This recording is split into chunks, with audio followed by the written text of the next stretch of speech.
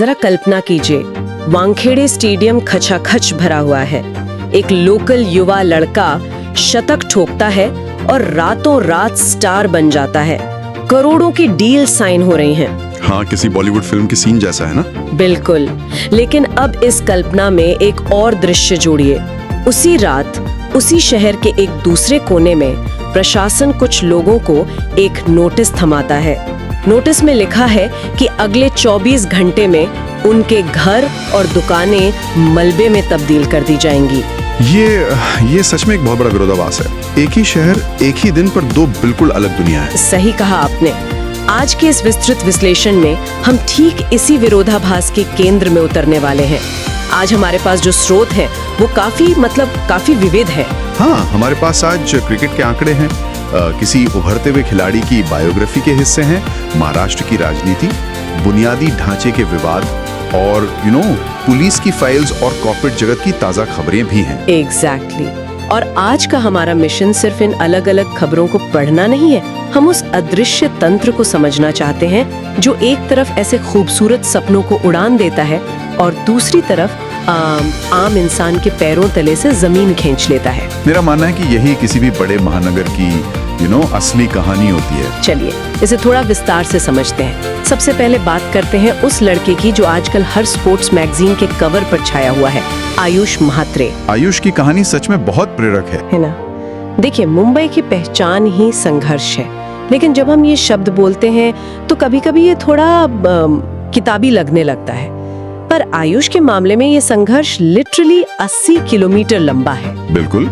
16 जुलाई 2007 को नाला सुपारा में उनका जन्म हुआ था और सिर्फ 15 साल की उम्र से वो विरार से चर्च गेट तक का सफर कर रहे हैं। एक तरफ का सफर, वो भी भारी भरकम क्रिकेट किट के साथ। लोकल ट्रेन की उस भीड़ में जहां ठीक से सांस लेना मुश्किल होता है, वहां हर दिन घंटों बिताना, मतलब ये सिर्फ थकान नहीं है, ये पूरे शरीर और दिमाग को निचोड़ लेने जैसा है। अगर हम इसे एथलेटिक्स या फिजिकल रिकवरी के नजरिए से देखें तो ये एक खिलाड़ी के लिए सबसे खतरनाक चीज हो सकती है। अच्छा, वो कैसे? देखिए, जब कोई दिन के 4-5 घंटे सिर्फ एक धक्के खाती हुई लोकल ट्रेन में बिताता है तो उसकी मांसपेशियां मैच शुरू होने से पहले ही थक चुकी होती हैं। रिकवरी का तो वक्त ही नहीं मिलता। सही बात है, ये रूटीन किसी को भी तोड़ सकता है।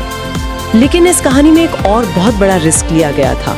आयुष के पिता योगेश म्हात्रे ने अपने बेटे के लिए अपनी बैंक की नौकरी छोड़ दी। हाँ, और ये कोई मामूली बात नहीं है। वेट, बैंक की सुरक्षित नौकरी छोड़ना मतलब हमारे भारतीय मिडिल क्लास परिवारों में इसे तो सबसे बड़ा आर्थिक जोखिम माना जाता है। हम हमेशा बैकअप प्लान की बात करते हैं ना। बिल्कुल।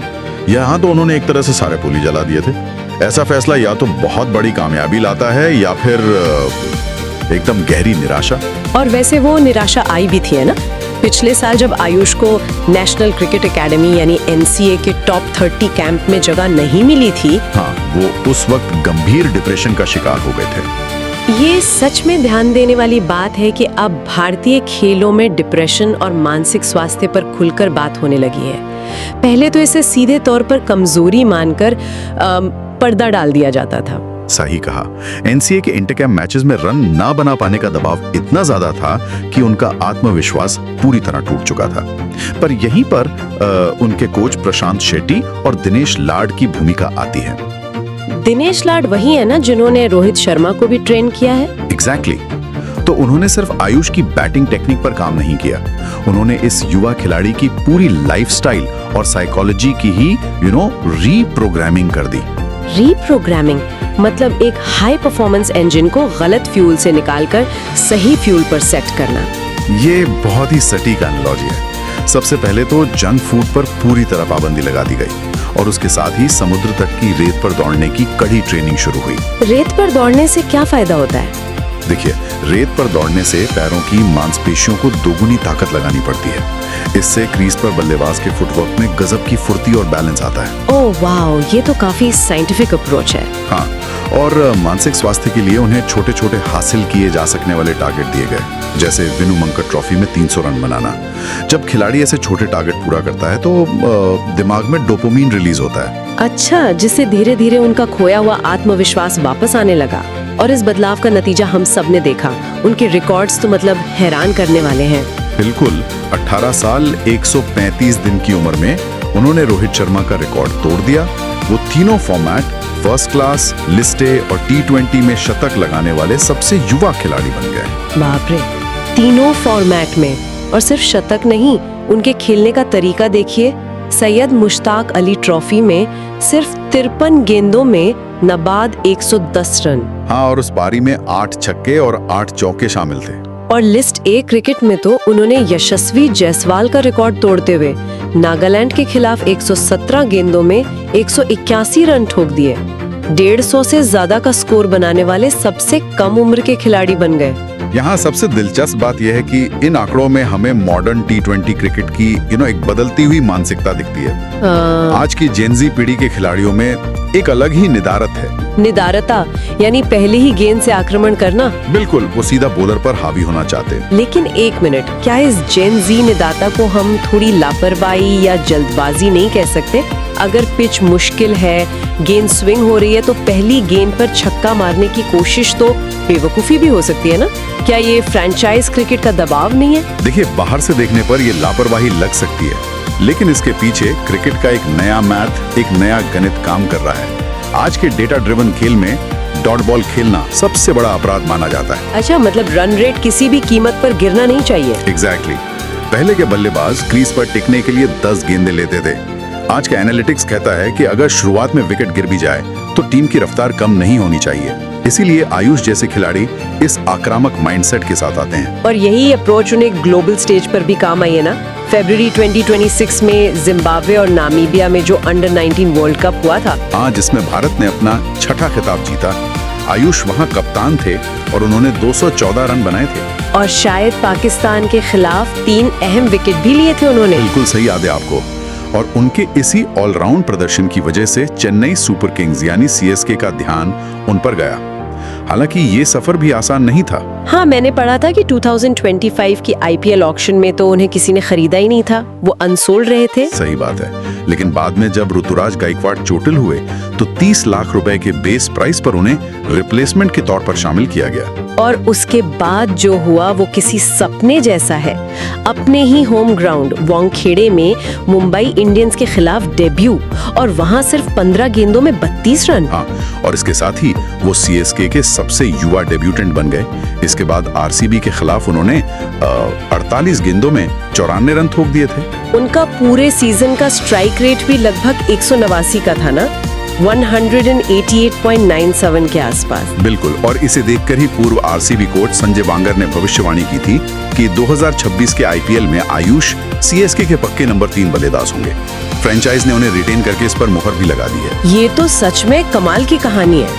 लेकिन चलिए अब इस चर्चा का रुख थोड़ा बदलते हैं। जरूर। हम वानखेड़े स्टेडियम की चकाचौंध और इन असीम संभावनाओं की बात तो कर रहे हैं, लेकिन ये स्टेडियम जिस शहर की जमीन पर खड़ा है, वहाँ का बुनियादी ढांचा, वहाँ की पॉलिटिक्स एक बिल्कुल ही अलग और सच कहूँ तो थोड़ी दर्दनाक कहानी बयान कर रही हैं आप भिवांडी निजामपुर इलाके की बात कर रही हैं ना? हाँ बिल्कुल, जहाँ एक तरफ क्रिकेट में करोड़ों की डील्स हो रही हैं, वहीं दूसरी तरफ अंजूर फटा से राजीव गांधी चौक तक रातों रात हजारों दुकानों और घरों पर बुलडोजर चला दिया गया।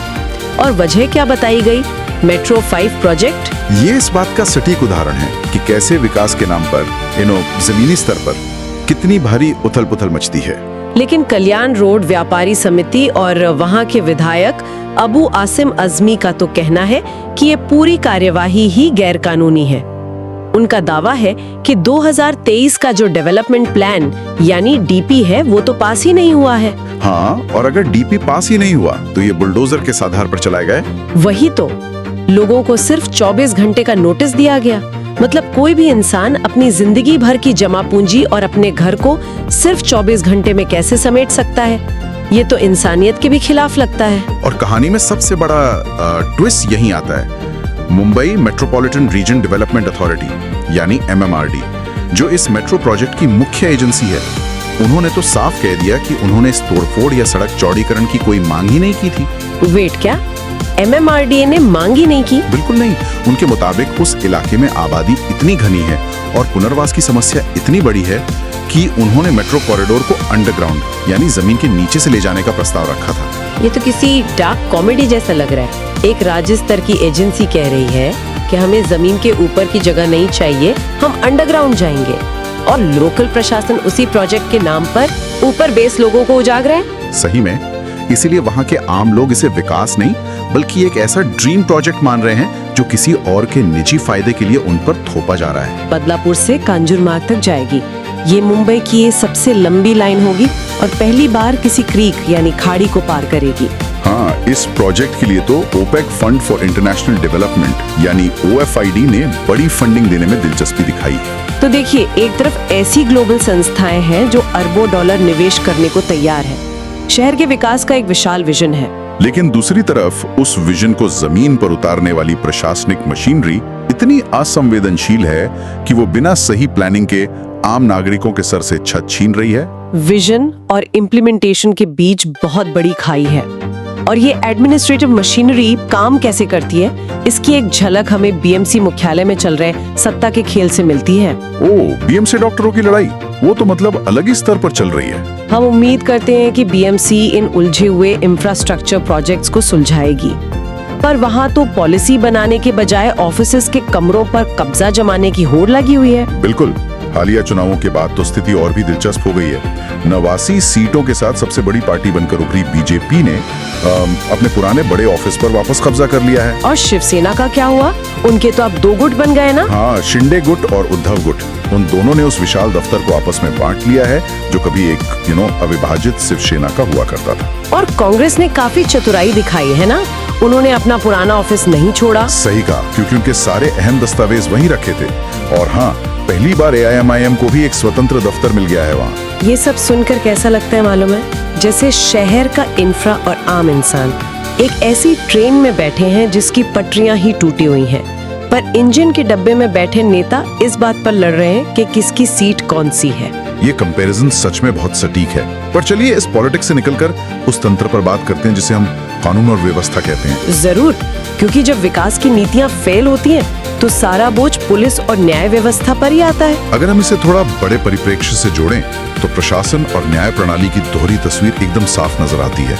2025 के थाने और नवी मुंबई पुलिस के आंकड़े इसका सबसे बढ़िया उदाहरण है। आंकड़ों में क्या खास है? पूरे साल में पुलिस ने लगभग 89 लाख ट्रैफिक चालान काटे।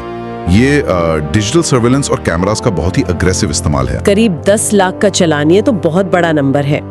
लेकिन मैंने ये भी पढ़ा था कि इसी पुलिस का एक बहुत मानवीय चेहरा भी सामने आया था जब उन्होंने एग्जाम के दिन ट्रैफिक जैम में फंसे 34 बच्चों को उनके सेंटर तक सेफली पहुंचाया। हाँ, वो काफी सराहनीय था। पर जब हम गंभीर अपराधों की तरफ देखते हैं तो वही पुलिस थोड़ी बैकफुट पर नजर आती है। नवी मुंबई में महिलाओं के खिलाफ अपराध 2024 के 626 मामलों से बढ़कर 2025 में 748 हो गए हैं। ये चिंता की बात है, लेकिन पुलिस तो दावा करती है कि उनका केस सुलझाने का डिटेक्शन रेट 99% रहा है। और यहीं पर सिस्टम की असली कमजोरी छिप जाती है। 99% सुनने में बहुत शानदार लगता है, पर क्या इस डिटेक्शन का मतलब ये है कि अपराधियों को सजा मिल रही है? शायद नहीं, क्योंकि डिटेक्शन का मतलब तो सिर्फ यही हुआ ना कि पुलिस ने आरोपी की पहचान कर ली है या उसे गिरफ्तार कर लिया है। एग्जैक्टली। लेकिन अदालत में अपराध साबित करना पूरी तरह से फोरेंसिक सबूतों पर निर्भर करता है, और हमारे सिस्टम में सबूत इकट्ठे करने की जो बेसिक प्रक्रिया है वो कई बार इतनी लाचार होती है कि न्याय ही पटरी से उतर जाता है। कोई उदाहरण है इसका? सबसे बड़ा और दुखद उदाहरण है 2021 का बहुचर्चित जानवी कुकरेजा मर्डर केस। वो खार की एक बिल्डिंग वाला केस जिसमें नए साल की पार्टी के दौरान एक 19 साल की लड़की की हत्या कर दी गई थी। हाँ वही, पुलिस ने तो उसके 2 दोस्तों को मुख्य आरोपी बनाकर गिरफ्तार भी कर लिया था, यानी डिटेक्शन तो हो गया। तो फिर दिक्कत कहाँ आई? दिक्कत आई फोरेंसिक जांच में। हाल ही में जब कोर्ट का फैसला आया तो एक मुख्य आरोपी को कमजोर सबूतों की वजह से बेनिफिट ऑफ डाउट यानी संदेह का लाभ मिल गया, और ऐसा इसलिए हुआ क्योंकि पुलिस स्पॉट पंचनामा करने में बुरी तरह फेल रही थी। एक सेकंड रुकिए, ये स्पॉट पंचनामा असल में होता क्या है? एक आम श्रोता के लिए इसे थोड़ा समझाएंगे? जरूर। देखिए, जब पुलिस किसी क्राइम सीन पर पहुंचती है तो वहां मौजूद हर एक सुराग, चाहे वो खून की बूंद हो, कोई बाल हो या कोई हथियार, उसे स्वतंत्र गवाहों के सामने सील किया जाता है और उसका एक रिटन रिकॉर्ड बनता है। इसे स्पॉट पंचनामा कहते हैं। अच्छा। फोरेंसिक साइंस का सबसे पहला नियम है कि हर सबूत को अलग अलग खास तरह के लिफाफों में सील किया जाए ताकि वो आपस में टच होकर कंटामिनेट ना हो जाएं। तो इस मर्डर केस में ऐसी क्या गलती हो गई थी पुलिस से? कोर्ट के रिकॉर्ड्स और सीसीटीवी फुटेज से पता चला कि पुलिस ने खून से सने कपड़े, गहने और एक बहुत ही इंपॉर्टेंट खून से सनी चादर को अलग अलग सील करने के बजाय घोर लापरवाही बरतते हुए उन सबको उसी एक चादर में लपेटकर वैन में डाल दिया। वेट, क्या सारे सबूत एक ही खूनसानी चादर में? ये तो मतलब बेसिक कॉमन सेंस के भी खिलाफ है। बिल्कुल। अब आप ही सोचिए, अगर सारे सबूत एक ही चादर में मिक्स हो जाएंगे तो ये साइंटिफिकली साबित करना लगभग असंभव हो जाता है कि कौन सा खून किस कपड़े पर पहले से था और कौन सा बाद में लगा। Oh wow! और इसी लापरवाही और स्वतंत्र गवाहों की कमी की वजह से प्रोसिक्यूशन का केस इतना कमजोर हो गया। हाँ, यहाँ तक कि अदालत को भी इस पर कड़ी टिप्पणी करनी पड़ी। ये तो सच में डराने वाली बात है। एक तरफ हमारे पास ऐसे हाई टेक कैमरास हैं जो मीलों दूर से हेलमेट ना पहनने पर आपका चालान काटकर सीधा फोन पर भेज देते हैं, पर दूसरी तरफ क्राइम सीन पर एक चादर को ठीक से सील करने की बेसिक ट्रेनिंग तक नहीं है। सही कहा आपने। ये हाई टेक सर्वेलियंस और लो टेक लापरवाही का ऐसा मिक्सचर है जिसकी भारी कीमत सिर्फ और सिर्फ न्याय को चुकानी पड़ती है। और वैसे अगर हम इस सिस्टम के राष्ट्रीय स्तर पर काम करने के तरीके को देखें तो वहाँ हेल्थ केयर में भी कुछ बड़े कदम उठाए जा रहे हैं। आप CDSCO की बात करें ना, central drug standard control organisation. मैंने पढ़ा कि उन्होंने पिछले 3 सालों में इंसानों के इस्तेमाल वाली 172 और जानवरों की 39 FDC दवाइयों को बैन किया है। हाँ, जन स्वास्थ्य के लिहाज से ये बहुत अहम कदम है। लेकिन ये FDC आखिर होती क्या है? क्या इसका मतलब ये है कि दवा कंपनियां बिना सोचे समझे 2-3 अलग अलग दवाइयों को मिलाकर एक नई गोली बना रही हैं? बेसिकली हाँ, FDC का मतलब है फिक्स्ड डोज कॉम्बिनेशन। पर अगर दोनों दवाएं अलग अलग सेफ है तो उन्हें मिलाने में क्या नुकसान है? नुकसान उनके आपस में रिएक्ट करने में होता है। मान लीजिए A एक सेफ पेन किलर है और B बुखार की दवा है, पर जब आप उन्हें एक ही गोली में कंबाइन करते हैं तो शरीर के अंदर उनका केमिकल बिहेवियर बदल सकता है। अच्छा, तो मतलब रिएक्शन हो सकता है। बिल्कुल। और कई कंपनियां बिना किसी प्रॉपर क्लिनिकल ट्रायल के सिर्फ अपना एक नया ब्रांड या पेटेंट बाजार में उतारने के लिए इन फॉर्मूलाज को मिला देती हैं। इन्हें इर्रेशनल या तरकीन FDC कहा जाता है। ये तो सीधे तौर पर लोगों की जान से खिलवाड़ है। इसीलिए CDCSO ने इन पर सख्ती की है। हालांकि कई कंपनियों ने कोर्ट से इस पर स्टे भी ले लिया है, लेकिन नियामक संस्था अब ब्रांड नामों पर पूरी तरह निगरानी बढ़ा रही है ताकि मरीजों में कोई कंफ्यूजन न फैले।